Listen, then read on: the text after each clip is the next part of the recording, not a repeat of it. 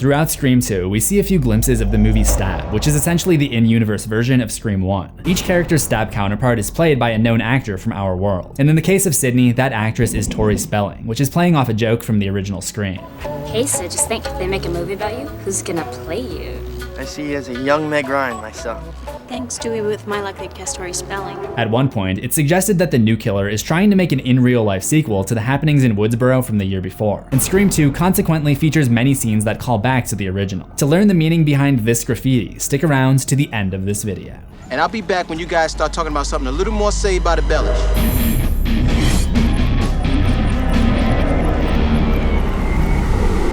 Welcome to Things You Missed. I am Zach Morris. As discussed in the last episode, Scream 1 was a satire on horror movies, so naturally, Scream 2 satirizes sequels. In fact, it openly acknowledges that they're usually inferior to the original. So what's the deal here? Did they intentionally make Scream 2 an inferior movie? In the movie premiere scene, Maureen gets flack from her fellow moviegoers when she loudly encourages the character on screen to use some common sense. Scream 2 features previously intelligent characters doing things that make you want to scream at the television, like splitting up with the killer in the vicinity, backing up against a window, and going back to unmask someone when you should just run.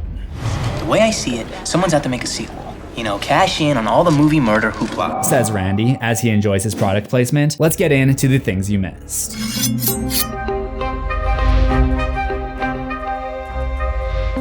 In the first Scream, I talked about how the movie started by pulling a page from Alfred Hitchcock's Psycho by killing off its poster girl. This time, the poster features two more big stars, Jada Pinkett and Sarah Michelle Gellar. Jada's character, Maureen, is the second to die after her boyfriend, just like Casey, and Sarah's character, Cece, is third. Also, speaking of pulling a page from Psycho, the opening scene of Stab adds a part where Casey goes into the shower. The shot of the tap turning on is the same shot from Psycho. The rest of the scene is pretty accurate to what we saw in Scream, including the conversation, which begs the question, how would the creators of Stab know what transpired that night, unless one of the participants was actually still alive?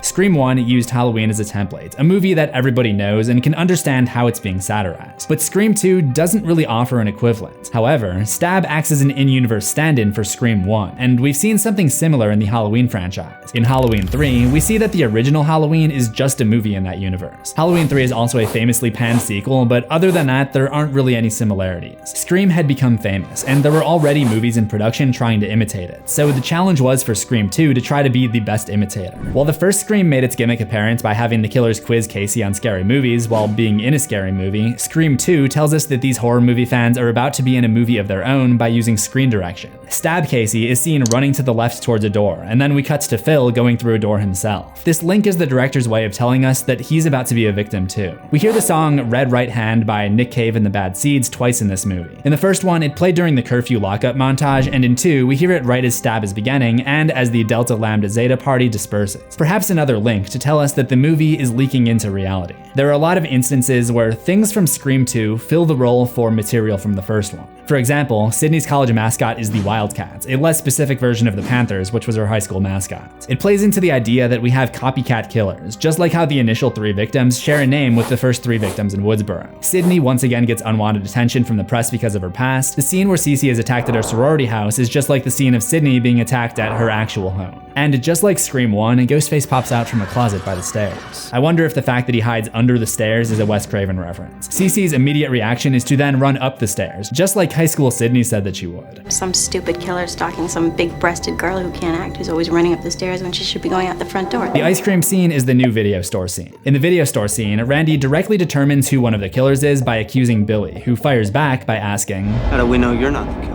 And Randy admits that if this were a scary movie, he would in fact be a prime suspect. This time, he correctly identifies Mickey as one of the killers. The freaky Tarantino film student. But also concedes that he would likely be a suspect on the same grounds. But if he's a suspect, so am I. Worth noting in this scene, he's also kind of on the right track when it comes to the second killer. He brings up Mrs. Voorhees as proof that the killer could be a female. Like Mrs. Voorhees from Friday the 13th, the killer is the mom of another killer. Randy's other suspect is Gail Weathers. That's what reporters do, Dewey.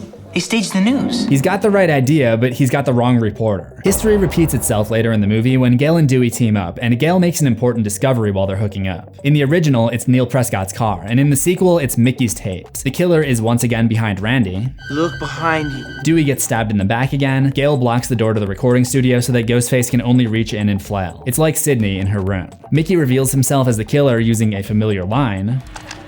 Surprise, Sydney. Just like Stu did during the last 20 minutes of Scream. Surprise, Sydney. At the end, Sydney buries one into Mrs. Loomis's forehead, just like she had with her son, and it all ends with Cotton foreshadowing the next Stab film. I'll tell you one thing, it'll make a hell of a movie. But there is one Easter egg that even I wouldn't have found if not for this retrospective documentary.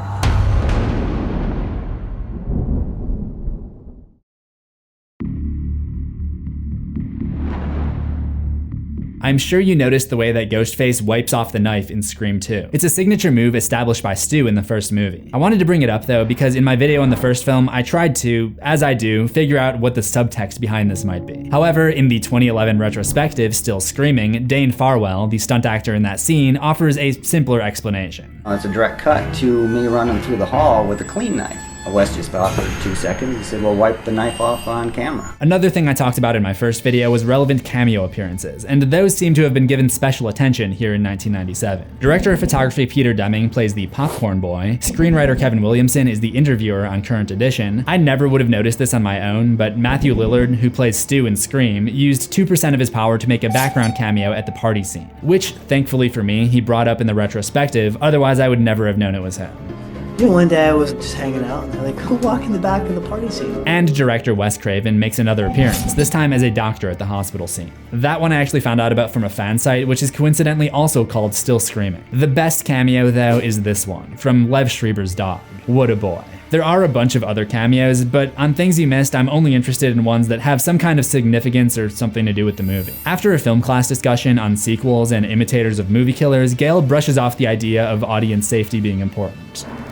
Are you kidding me?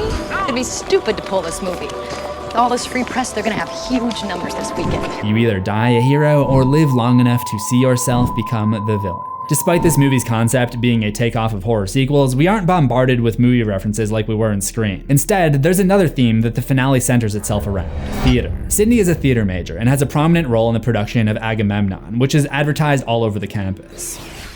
Cassandra is one of the great tragic visionaries of literature. She saw it all coming. The wars, the murder, the madness. She knew she was cursed.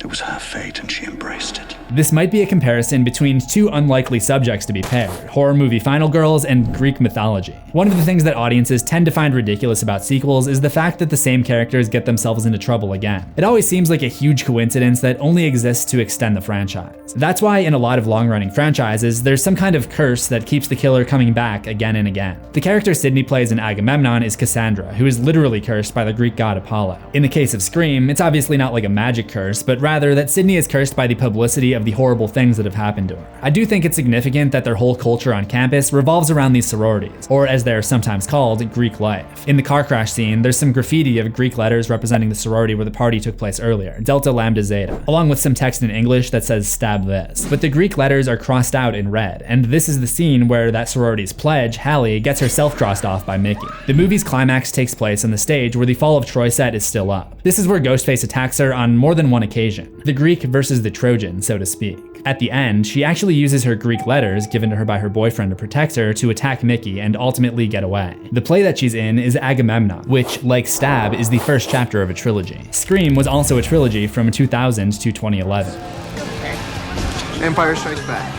It's a better story, improved effects. Not a sequel, part of a trilogy completely planned. In Scream, I think I pointed out like 20 different Nightmare on Elm Street references, but Scream 2 seems to have just one. When Cotton is arrested by Sydney's bodyguards in the library, we see a book called Our Dreaming Mind, which deals with the science of sleep and dreams, much like how Nancy visits a sleep disorder clinic to try to fix her to try to fix her Freddie Freeman problem. To try to fix her Freddy Krueger problem. For a minute, I also thought this was Freddy's iconic sweater in Sid's dorm room, but when I actually compared the two, I realized that they're not the same. I had the same thing happen in Sid's room when I analyzed the first Scream. I thought this was Chucky's sweater, but eventually realized that the colors don't match. Scream 2 has a girl that looks kind of like Chucky, but again, the colors don't match. As I did for the first movie, I want to wrap up by talking about some of the evidence about who the killers are, some of which you may have missed.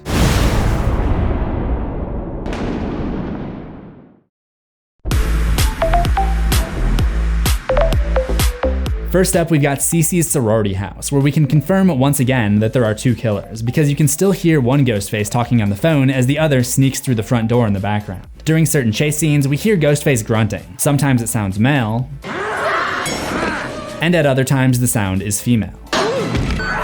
But when speaking on the phone, we can't make this determination because of the voice changer. When Sydney gets a Ghostface call from Deborah Salt, aka Mrs. Loomis at the sorority house, she hears this. Hello, Sydney. Remember me? Suggesting that it's someone from Sydney's past, like her late ex-boyfriend's mom. And from a filmmaking standpoint, when you make a sequel, you have to include enough information so that audiences who haven't seen the first one can still keep up. We only see 2 scenes from Stab, the opening and this scene, which reminds us that Billy's mom left him and his dad. The only reason to cut away from the scene that we're in and focus on that part is if that information is going to be important somehow. Like if Billy's mom were to, for example, come back. Deborah also suspiciously manages to get to the scene of the crime at the sorority house where Cece was attacked and at the film school where Dewey was attacked before anyone else. Maybe because she was already there. But the strongest evidence is actually evidence for Mickey being guilty. In class, he argues with the idea that sequels can be better than the original. Of course he would say that. The Windsor murders are his sequel to the Woodsboro murders. You know, I knew this was coming.